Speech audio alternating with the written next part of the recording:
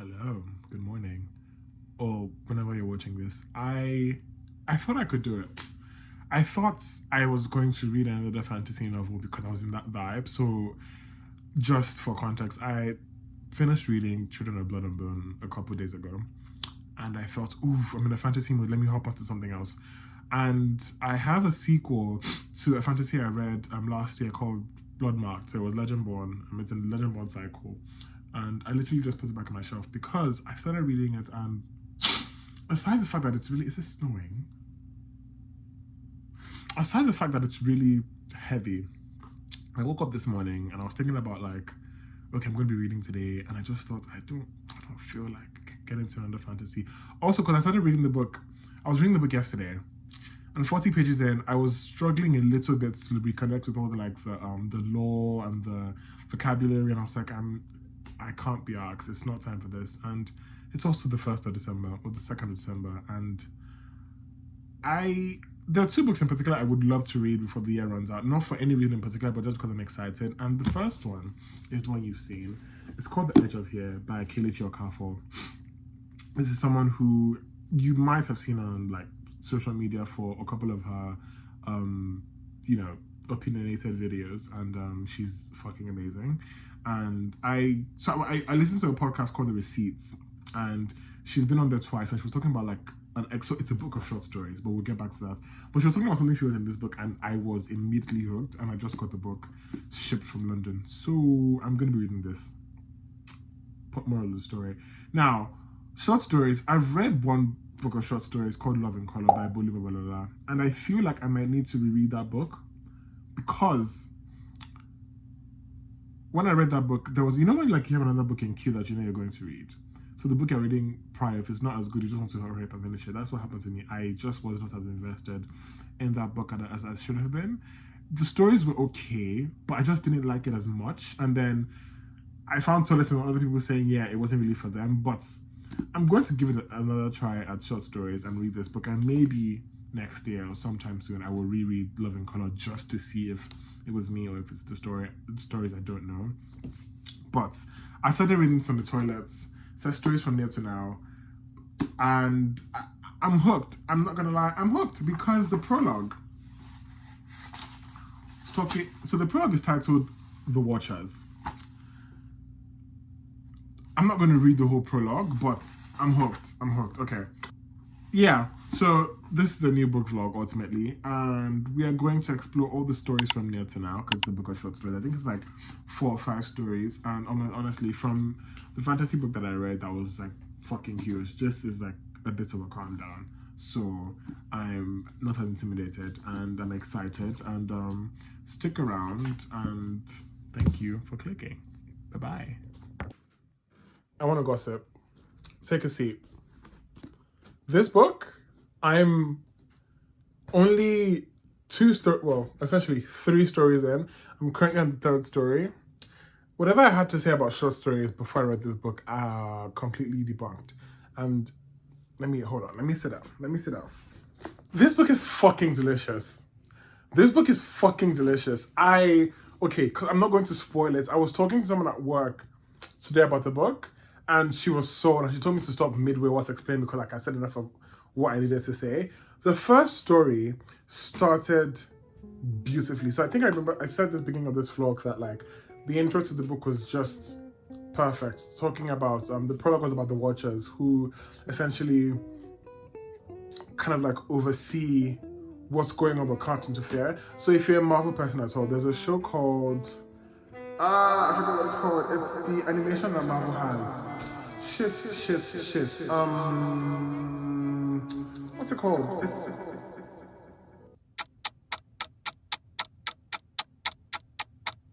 What If. Marvel has a show called What If. There we go. What If. And they had this thing in the first season where there was this guy called the Watcher. He saw everything that was going on, knew what was going to happen in different dimensions and different realities, but he could not interfere. That's kind of what the basis of the show was. That's how this book starts. But this Watcher was basically looking at this love story of Chisom and Indidi. Now, amazing love story. The thing is, I as much as I always talk about how I don't like to really read romances unless I have to, I love a romance story. Because most of the time you can't get it wrong unless you're like a very, very terrible storyteller. You can't really get a romance wrong because you just have to get, you know, the reader involved with the characters. I have to like the characters. I have to see where the story is going. I have to really enjoy where the story is going. And that's all I need. Now, Chisholm and Ndidi across time. So before they even, like, you know, the Watcher talks about how before they were formed into human beings or before they became human, they were like, you know, these light entities or orbs, however you might think the world is, whatever your belief is, that before they were brought into the world, they've always talked about how they have to find love and find themselves in every reality. But the kicker is, every time they become human, become born, become, you know, people, they always forget the promises they made to themselves in the before life. Let's just call it before life, right? And the Watcher always says it's always interesting to see how they find themselves. So in every reality, they always find themselves. In some, he did say, or they did say, the Watcher, that they never really got together. But it was interesting to see how when they died or passed away and then in the afterlife, they were talked about how, you know, even though their lives were completely different or their lives were going on without this person, there was always this sense of like something is missing. Like, you know, and it's not complete. And then other realities where they would see themselves, you know, it would be like, okay, we're going to get together, they're going to do this thing, and either they fall in love or they don't fall in love. But it's always just interesting trying to see how they find themselves. Now, in this one story, that was the premise she needed, right? This one story, it just starts with them going on a date.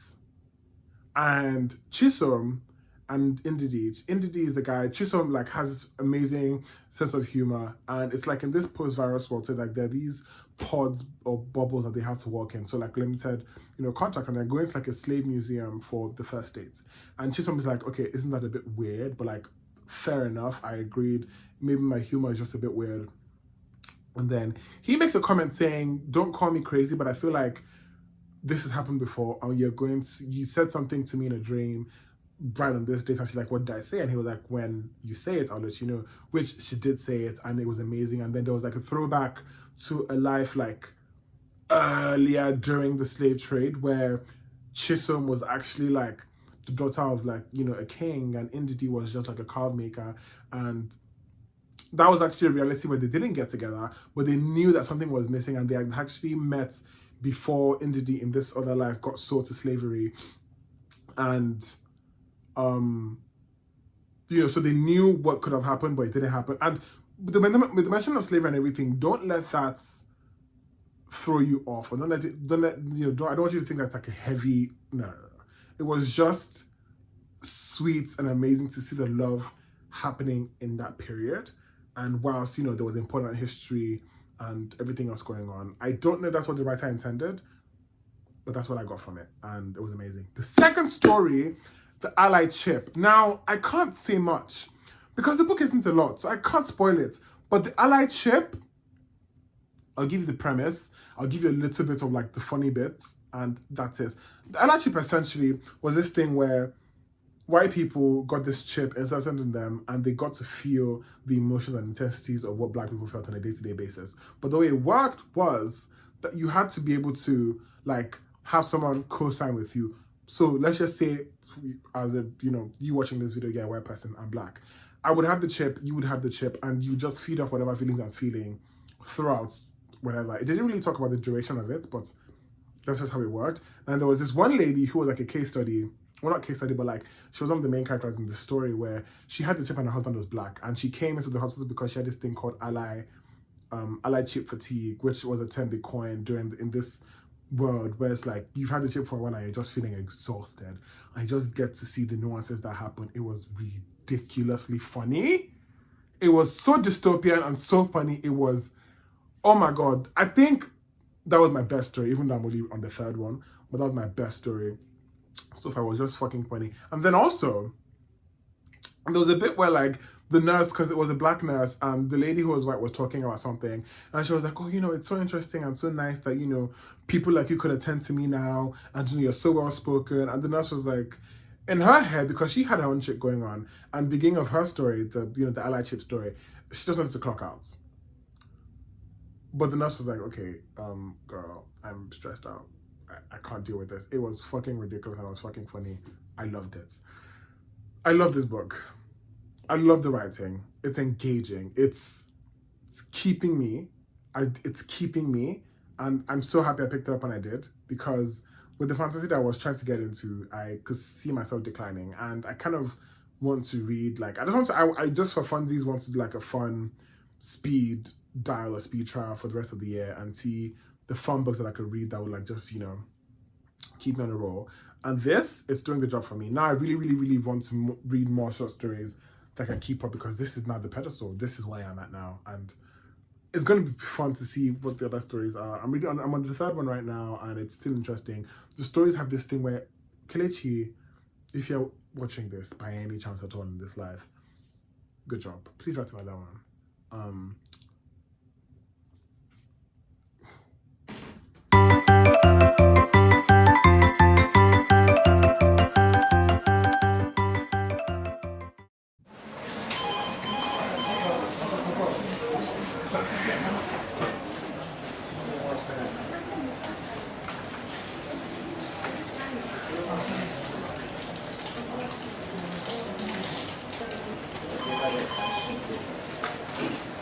I found another fave story, Eurostar. It's this it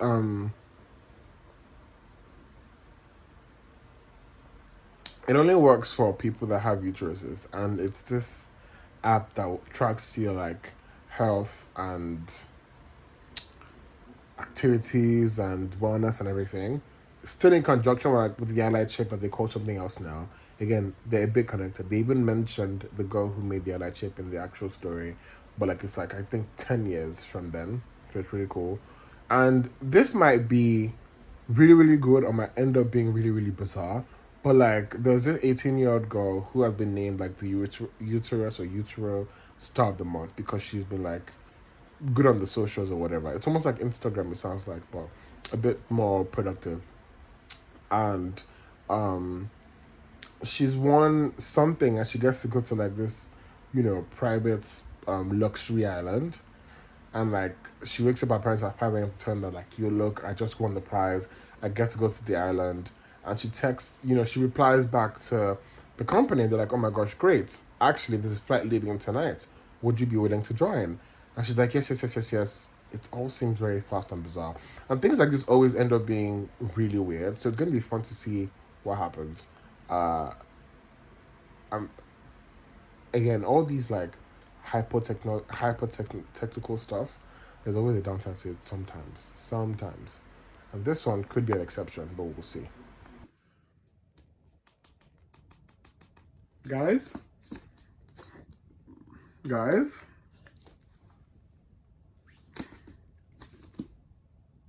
I feel like the story I used to drag people in to read this book will change every time as of now.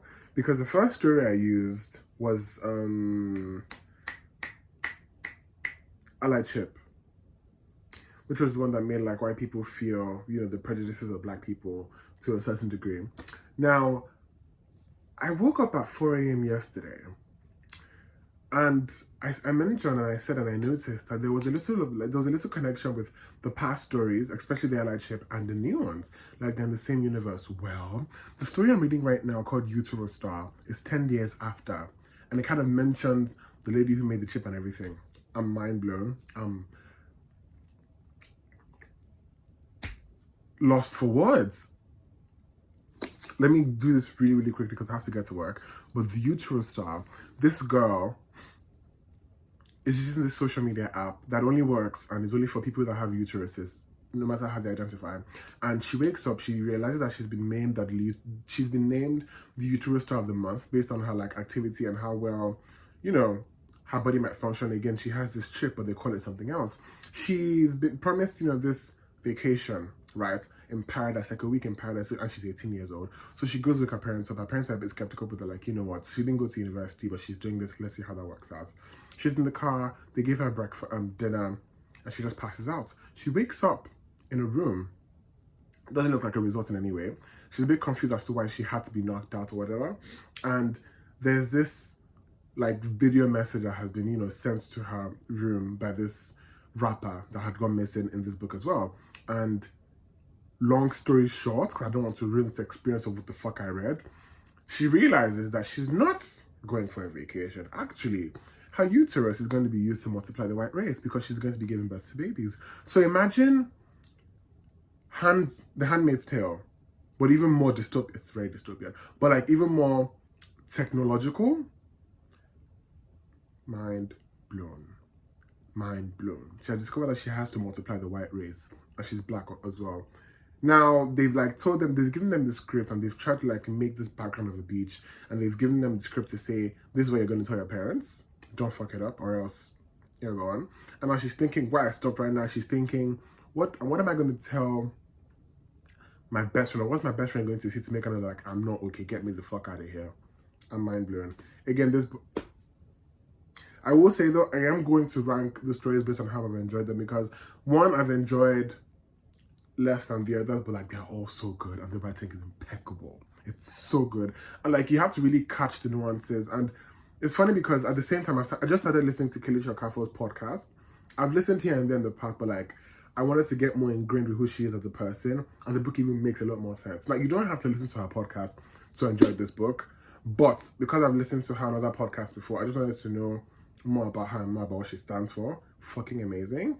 And I have work, wanted to drop in and give that bit.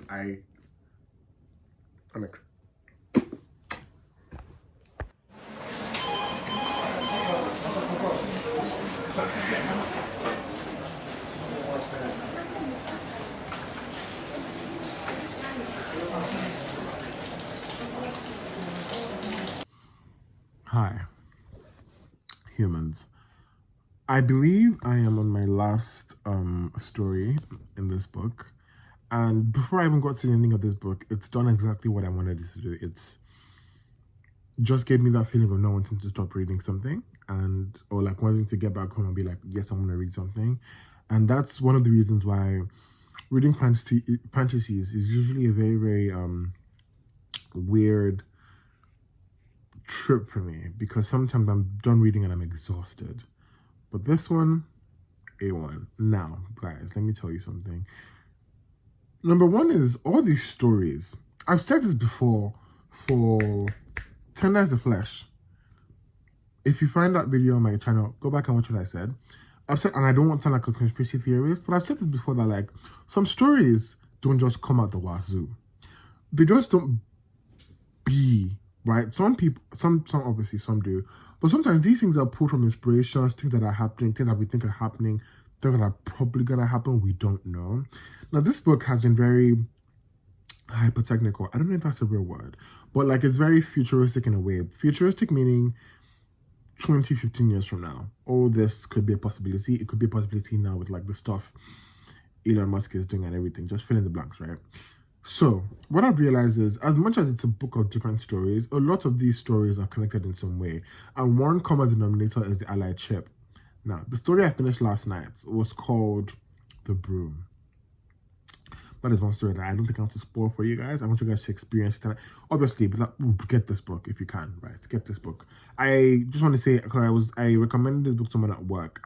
It's not on Amazon. As of today, it's not on Amazon. I got it on somewhere called blackwell.co.uk. It's like a UK bookstore. So equivalent to like Book Depository, where they send books from the UK. And I got it in like 2 weeks, worth every penny. And it wasn't expensive as well. I digress. The Broom. This girl, she's a photographer, and she's a bit skeptical of like dating and everything, but there's a dating app that like matches you based on your astrological compatibility, and she's like, it's not logical. The moment I started reading that, I could think of someone immediately that's like, if it's not making sense, it's not logical, then there's no point, but she gives it a try anyway. And she started, talking to this one guy who was a white guy, and her friends are like, oh my God, you're dating a white guy, what's going on? And she was like, it's not really her thing to date white people, because she doesn't really date interracially and everything. Now, they're talking, he's not really saying all the right things, but he's a bit intriguing, he's funny. So like that kind of gets him a pass. And why I mentioned this story is because he has said, whilst he can't really experience things that black people do, he would like to get the allied ship to be able to help in whatever way.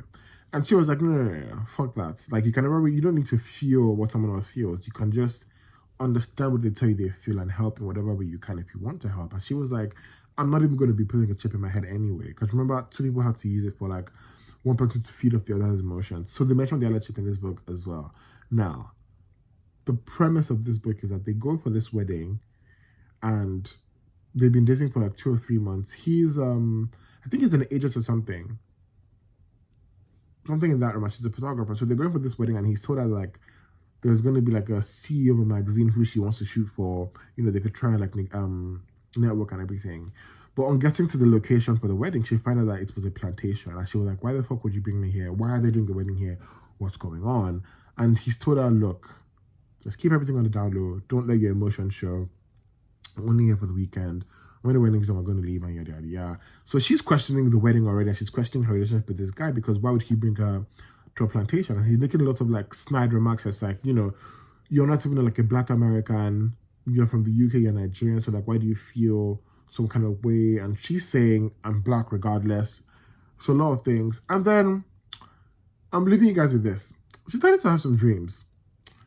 She took a nap twice. So she took a nap and then slept like.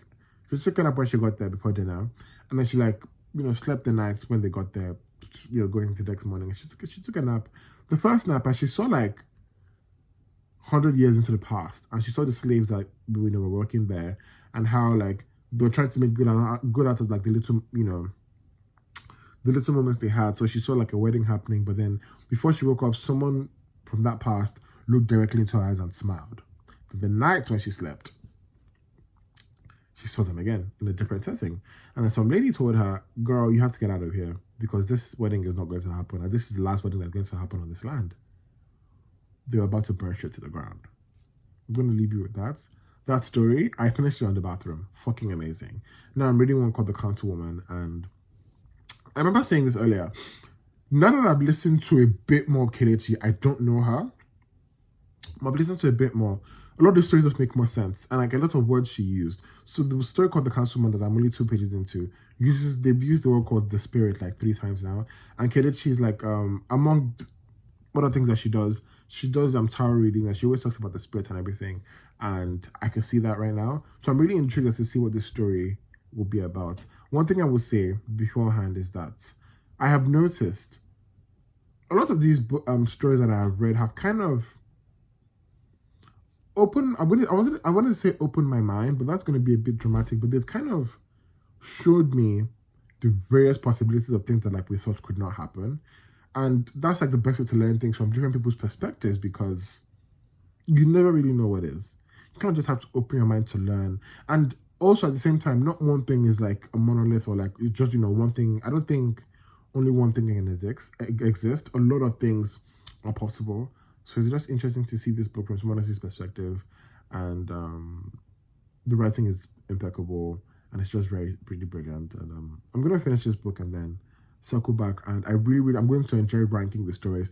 Not that any of them are bad, but just in the way I enjoyed them, because some took me a bit longer to finish than the others that like I ran through quickly. Like the Ally Chip, I ran through that. That was the one that like hooked me. But I'll be back.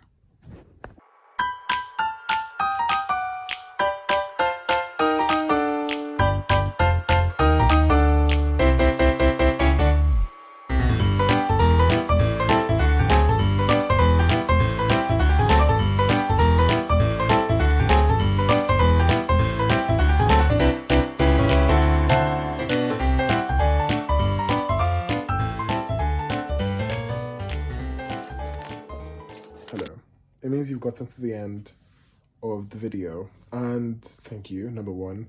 And I was realizing that I have nothing left to say about this book. It's amazing. And unless I'm doing like a yearly wrap up, right, where I'm talking about let me just put you guys down.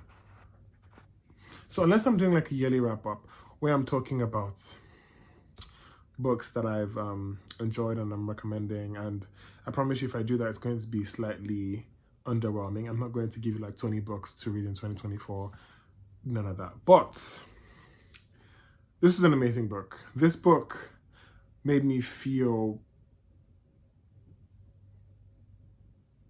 excited to jump into the next thing. So the main reason why I read this book of short stories was because I had that like fantasy reading slump. It always happens to me because I'm not like a major fantasy reader, but I indulge from time to time. And this year I really went the limit. I've read 4 fantasies this year.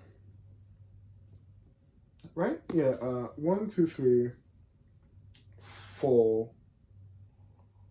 5.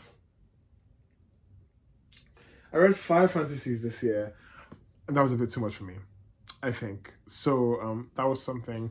And I just needed something to, blow the edge up. So the edge of here, I highly recommend. Number 1, as a writer, Kelechi is amazing. I know she writes articles and stuff. I haven't read any of her articles, but I know she writes articles, and I'm really excited to read those. But as a writer, she's very brilliant. You could tell that even if you don't listen to her, I've only listened to maybe 5 episodes of her podcast, and then like 2 where she like guest starred or like podcast that I listen to on a regular. And you could tell how her opinions and thoughts on her as a person are just like spilled into these various stories. The stories are brilliant. They're amazing. I did not get bored. As much as I did enjoy a couple more stories than the rest of them, I did not get bored. I just wanted to keep going. It's a short read. I read this at work, at the toilet at work, after work, at home. I woke up at 4 a.m. as you probably seen in the video. I read the book as well. I read it. I've recommended it to people at work already. I was thinking of getting this book gifting this book to one of my parents for Christmas, because I know she'll probably enjoy it. It's amazing. And I've also really enjoyed, because I did this the other day over lunch, I really enjoyed telling the stories to people with no context and like, what the fuck are you talking about? Because it's really, really interesting as well. So I have nothing bad to say. Now, I did promise that I was going to rank the stories, so I will do that. I probably talked about maybe nearly 2 of them or 3 of them, like, giving a summary in the vlog. But where are we? Okay, so for the stories, we have The Watchers, The Allied Ship, Blue, The School Run, Utero Star, The Other Man, Broom, and Councilwoman. So that's 1, 2, 3, 4, 5, 6, 7, 8 stories. Now, the moment you've all been waiting for, let's rank these stories, right? In the way in which I enjoy them. Number 1 has to go to The Allied Ship, only because it's the first story in the book that excited me, so it just has that honorary mention. The Allied Ship was number 1. I completely enjoyed The Allied Ship. Number 2, Utero Star. Yeah, number 2 was Utero Star. Number 3 has to be Broom. I'm sorry, but it has to be Broom. Okay, so The Allied Ship was the one about, the white people and a corresponding black person winning a chip where the white person gets to feel some sort of emotion with the black person and what they go through in life. The Utero Star was the one where the girl got abducted and they're going to use her womb to give birth and multiply the white race. Then Broom was the one where this girl went like to a wedding on the plantation that she didn't know about, and then she had dreams, and she saw like slaves from back in the years telling her to leave because they're going to burn the whole wedding to the ground. Those are my top 3. Now, number 4. Ooh. I'm thinking between The School Run and The Watchers, because they both have to do with love in a way. So The Watchers was, the love stories between like different millennia and different periods of times where they kept telling themselves, these 2 people, Ngozi and Ndidi, between before they became human, so before they were born as human beings, they kept telling themselves that they would find themselves. And in realities where they didn't find themselves, they always felt like something was missing. And The School Run was this one where this woman was married, had a child, everything was good as could be, and then she was able to glance into another reality where she was actually married to someone that she bumped to at a school run, who was the father of someone else, who also happened to work with her husband. So it was a weird, and then the ending was really, really spinning. So I will say my number 4 will be The Watchers, and then number 5 was The School Run. The Watchers just because I love a heartwarming, to the end kind of story. And then number 5, The School Run, which that's another thing about this story, which I didn't like, but I don't hate it, was that these stories didn't really give a conclusion, like an ending. They just leave you on a cliffhanger. It felt like, it's gonna sound so weird, but I'm a very visual person. All these stories felt like a Netflix series that just ended, and then Netflix, they canceled the series anyway, so you never really get to know the ending, and you have to visualize what happened for yourself, or just like think about what happened.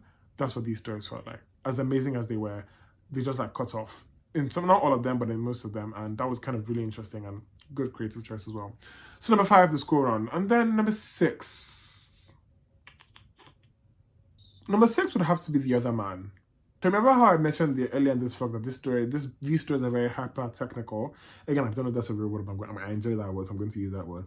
They're very hyper technical. So The Other Man was like this scenario-ish situation where this stand-up comedian wanted to find her roots, and like she's in like this pod that was showing her who the closest relative to her would be, no matter the percentage. And she found someone who was 20%. But then you go back in the story to like the beginning of her story, and she's been like talking and dating someone who's married, and then she then finds out that like the person she's really, really related to is the wife of this person that she's been talking to, and then she finds out a lot of things that were lies, and it's a really, really interesting story, needless to say. And then Blue, I can't really explain it. It's a good story, was not my favorite. I can't really explain, but it was really, really good. And then my dad actually would really love Blue as well, because it had to do with like ancestry in some way. And then The Councilwoman was the last one I read. I haven't really had enough time to ruminate because I just finished this book on Sunday or Saturday. But The Councilwoman as well was a really good story. Almost like The Watchers, with a lot more going on, where there's like, I would love you to the ends of the earth kind of thing, even though we're not together. And The Councilwoman was an amazing story. But those are all the all the stories. They're all good and they're good. And I think, don't take my ranking as law number 1 and number 2. It just depends on what you really like. So as you can tell, the Ally Chip, You Two Start and Broom, I feel like from those 3 stories and from what I've explained, it almost sums up my reading taste in comparison to everything else. And that's why Blue is almost a bit of fantasy, and fantasy is never really my first go-to, but I always enjoy a good fantasy read. So before I bore you to death, that is my that's everything. And again, thank you so much for watching. If you're watching this right now to the ending, Edge of Here by Kelechi Okafor. Amazing read. I highly recommend. And be well. Have an amazing Christmas and all the fun stuff. Mwah.